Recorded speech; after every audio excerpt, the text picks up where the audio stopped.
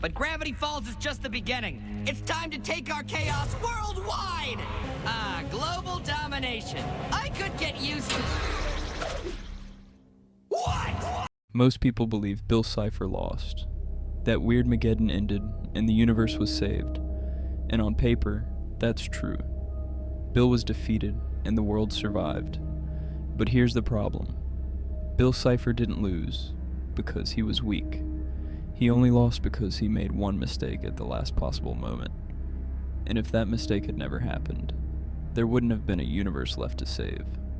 If you want to understand how close he came to complete world domination, and why his return might be even more dangerous than his first reign, then you need to ask a different question.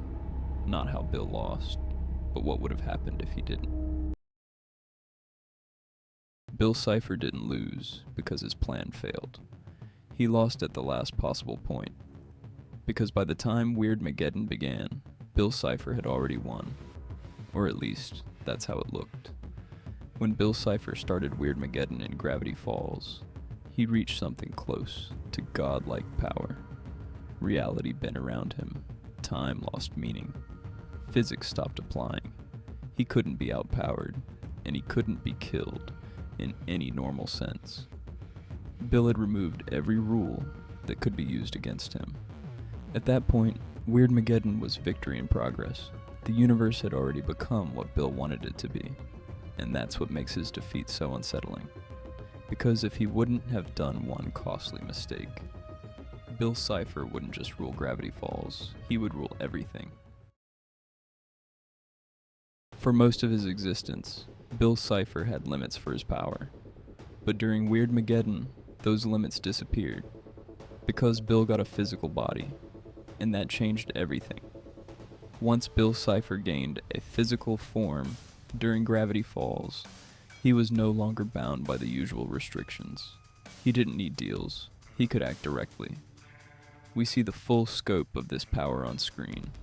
Instant reality warping, rewriting matter at will, bending time, reshaping living beings effortlessly. Every second Bill stayed in the physical world, his power kept growing. And every minute his powers grow stronger. That means time itself was on Bill's side. Given enough time, Bill wouldn't just control Gravity Falls, he would reach a point where nothing in the universe could resist him.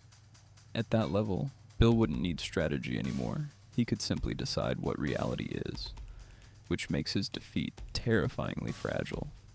Because if Bill had remained physical for just a little longer, there wouldn't have been a way to stop him at all.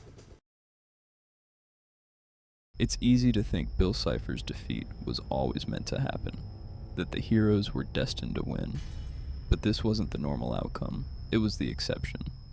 According to the Book of Bill, the reality we see in the Gravity Falls show is the only timeline where Bill Cipher is defeated. In every other timeline, Dipper and Mabel and the whole Pines family dies, and Bill wins completely. This means Bill was always meant to win. Across countless realities, Bill succeeds. But this universe is where something goes wrong for the first time.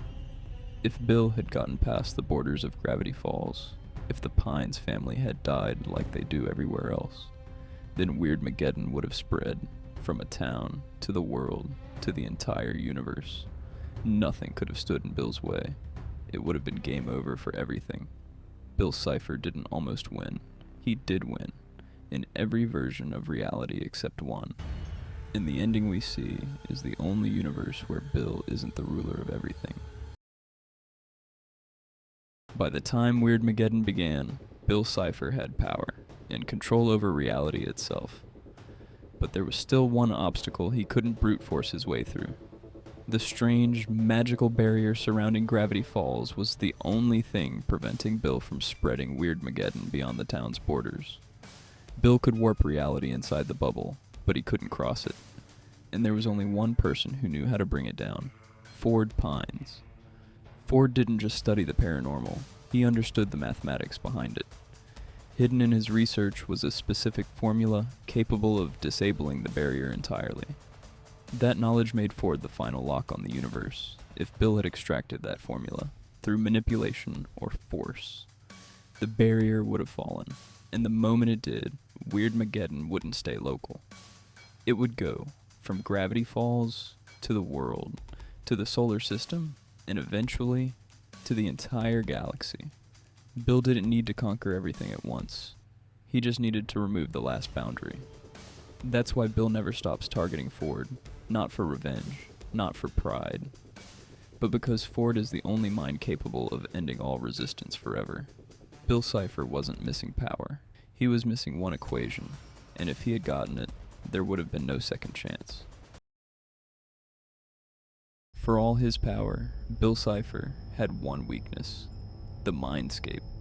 And the moment Bill chose to enter it, he chose the only way he could lose. Bill Cipher is only truly vulnerable inside the mindscape. Bill's only weak in the mind space. As long as he remained in his physical, indestructible body during Weirdmageddon, there was no way to stop him. If Bill had simply stayed out, he would have won. He didn't need to rush. He could have forced Ford to reveal the barrier formula over time, reverse engineered it himself, or waited until his power grew so large that the barrier became irrelevant. Time was on Bill's side, but Bill has one fatal flaw: impatience. Instead of playing it safe, Bill chose the fastest route. He entered what he thought was Ford's mind, personally leaving his physical body behind.